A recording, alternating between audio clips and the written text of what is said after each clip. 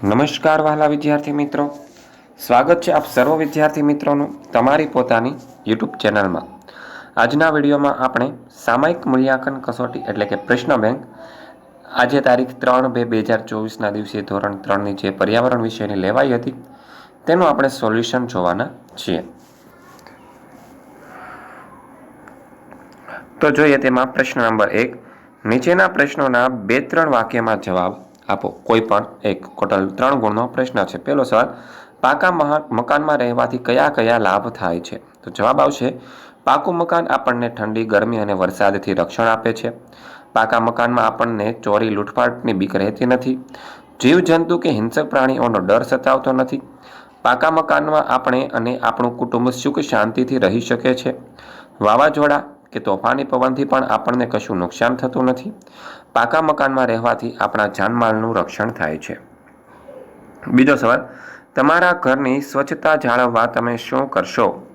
તો જવાબ આવશે, અમારા ઘરની સ્વચ્છતા જાળવવા અમે દરરોજ ઘરની સાફ સફાઈ કરીશું અને ઘરમાં કોઈ પણ પ્રકારની ગંદકી ફેલાવીશું નહીં।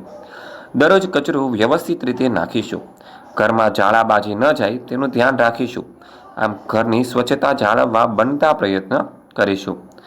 ત્રીજો સવાલ, હાઉસબોટ બીજા મકાનોથી કેવી રીતે અલગ પડે છે? તો જવાબ આવશે, હાઉસબોટ પાણી પર તરતી રહે છે, જ્યારે બીજા મકાનો જમીન પર બાંધેલા હોવાથી એક જગ્યાએ સ્થિર હોય છે। આ રીતે હાઉસબોટ બીજા મકાનોથી અલગ રહે છે। ચોથો સવાલ, તમે જાણતા હોય તેવા સંદેશા વ્યવહારના સાધનોના નામ લખો।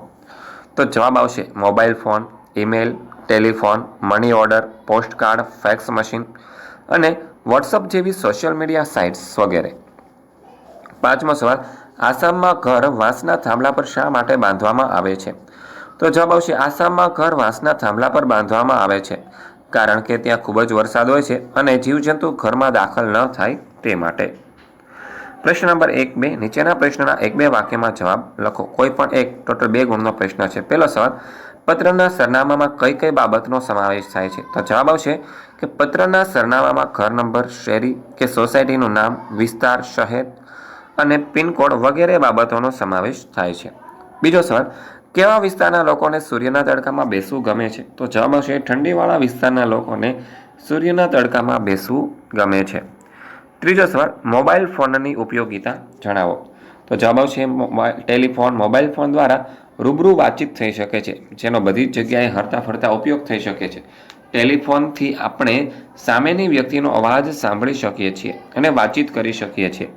મોબાઈલ દ્વારા ઓડિયો, વિડીયો, રૂબરૂ વાર્તાલાપ થઈ શકે છે। મોબાઈલ દ્વારા લેખિત સંદેશાઓ પણ મોકલી શકીએ છીએ। ચોથો સવાલ, ઇગ્લુ એટલે શું? તે ક્યાં જોવા મળે છે? તો જવાબ આવશે, બરફના ઘરને ઇગ્લુ કહેવામાં આવે છે, તે બર્ફીલા વિસ્તારમાં જોવા મળે છે। પાંચમો સવાલ, ઘર બનાવવા માટે કઈ કઈ વસ્તુનો ઉપયોગ થાય છે? તો જવાબ આવશે, માટી, રેતી, ઈંટ, પાણી, કપચી, લોખંડ અને સિમેન્ટ જેવી વસ્તુનો ઉપયોગ થાય છે। ત્યારબાદ આગળ પ્રશ્ન નંબર 2, વિકલ્પમાંથી યોગ્ય વિકલ્પ પસંદ કરી ખાલી જગ્યા પૂરો।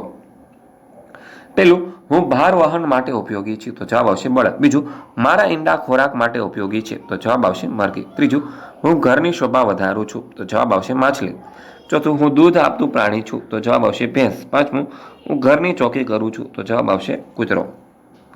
ત્યારબાદ બીજાનો છે પહેલો સવાલ કે હું ઘાસના પાંદડા ખોરાકમાં ખાઉં છું, તો જવાબ આવશે બકરી। બીજું, હું શાકભાજી, રોટલી અને ઈંડા ખાઉં છું, તો જવાબ આવશે માનવી। ત્રીજું, મારો ખોરાક ફક્ત માંસ છે, તો જવાબ આવશે વાઘ। ચોથું, હું દાણા અને જીવજંતુ ખાઉં છું, તો જવાબ આવશે ચકલી। અને પાંચમું, હું ઉંદર અને દેડકા ખાઉં છું, તો જવાબ આવશે સાપ। પછી ત્રીજો પ્રશ્ન, એમાં પહેલો સવાલ, હું મુસાફરી અને ભાર વહન માટે ઉપયોગી છું, તો એમાં જવાબ આવશે ઘોડો। બીજું, હું જીવજંતુ અને મધ આપું છું, તો જવાબ આવશે મધમાખી। ત્રીજું, હું ઊન આપું છું, તો જવાબ આવશે ઘેટું। ચોથું, હું ઘરમાં રહું છું અને ઉંદર ખાઉં છું, તો જવાબ આવશે બિલાડી। પાંચમું, હું ઘર આંગણાનું પક્ષી છું અને દાણા ખાઉં છું, તો જવાબ આવશે ચકલી। ત્યારબાદ ચોથો પ્રશ્ન, હું એક ઝાડ પરથી બીજા ઝાડ પર કૂદું છું, તો જવાબ આવશે વાંદરો। બીજું, હું દિવાલ પર ચીપકીને રહું છું, તો જવાબ આવશે ગરોળી। ત્રીજું, હું જાળા બનાવીને રહું છું, તો જવાબ આવશે કરોળિયો। ચોથું, હું કાદવ કીચડમાં રહું છું, તો જવાબ આવશે ભૂંડ। પાંચમું, હું ઝાડ પર ઊંધું લટકીને રહું છું, તો જવાબ આવશે ચામાચીડિયું। પાંચમો સવાલ, મારે રંગબેરંગી સુંદર પીંછા છે, તો જવાબ આવશે મોર। બીજું, મને પાણીમાં રહેવું બહુ ગમે છે, તો જવાબ આવશે માછલી। ત્રીજું, હું ભાર વહન માટે ઉપયોગી છું, તો જવાબ આવશે ગધેડું. ચોથું, હું અનાજ અને કઠોળના દાણા ચણું છું, તો જવાબ આવશે કબૂતર. પાંચમું, હું સૌને દૂધ આપું છું, તો જવાબ આવશે ગાય. ત્યારબાદ પ્રશ્ન નંબર 3, નીચેના વિધાનો ખરા છે કે ખોટા જણાવો. કોઈ પણ 3 લખવાના છે. ટોટલ 3 ગુણનો પ્રશ્ન છે. પેલું, ઘર માત્ર ને માત્ર ઈંટ અને માટીમાંથી જ બનાવવામાં આવે છે, તો જવાબ આવશે ખોટું. બીજું, કુંભાર ચાકડા પર માટીના વાસણો બનાવે છે, તો જવાબ આવશે ખરું. ત્રીજું, માટીના ઘડામાં પાણી ઠંડુ રહેતું નથી, તો જવાબ આવશે ખોટું. ચોથું, પહેલાના સમયમાં લોકો ઘોડા બનાવવા માટે પથ્થરનો ઉપયોગ કરતા હતા, તો જવાબ આવશે ખોટું.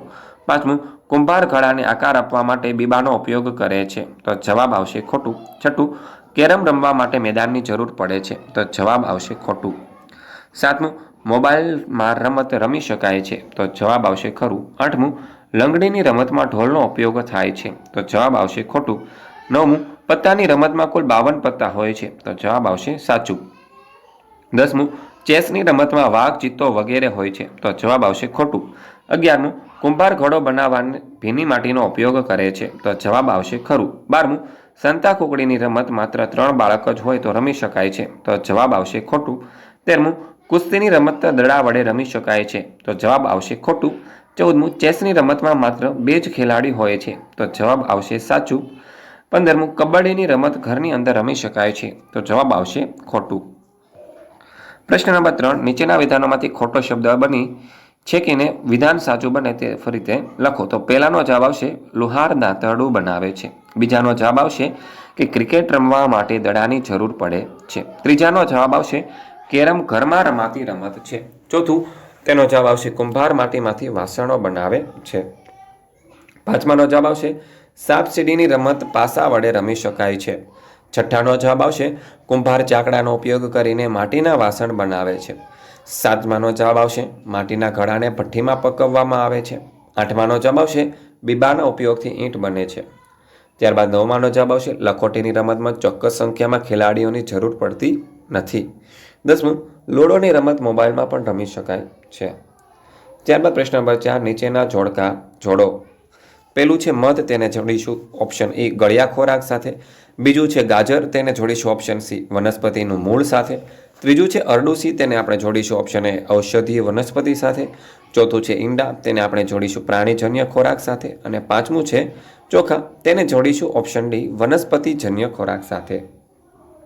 બીજો સવાલ, કેરીને આપણે જોડીશું ઓપ્શન ઈ એક ફળ.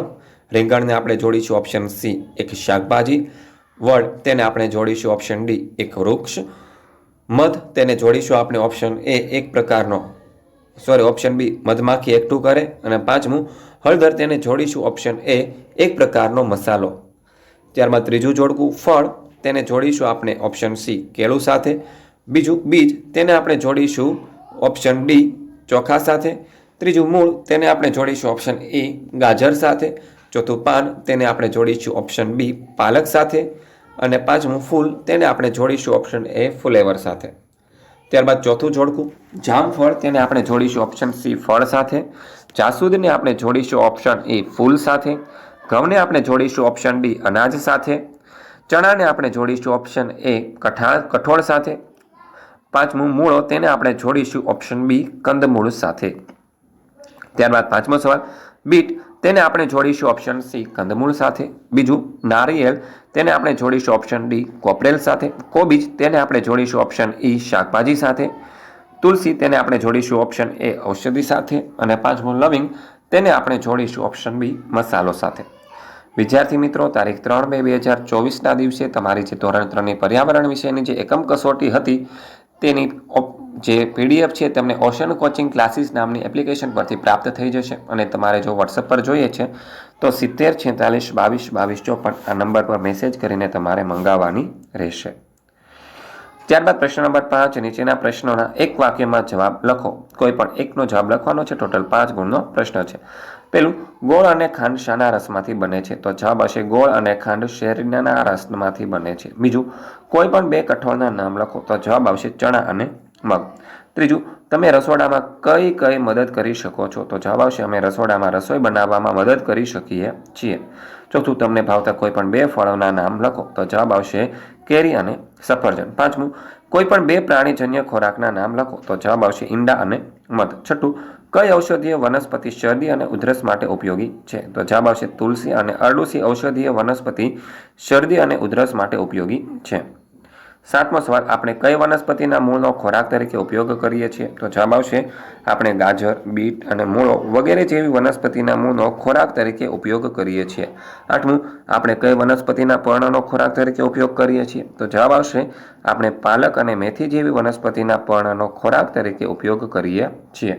9મો સવાલ, દૂધ આપતા પ્રાણીઓના નામ લખો. તો જવાબ આવશે ગાય, ભેંસ અને બકરી. 10મો સવાલ, કયા ફળો ખાટા હોય છે? તો જવાબ આવશે કેરી, દ્રાક્ષ વગેરે ફળો ખાટા હોય છે.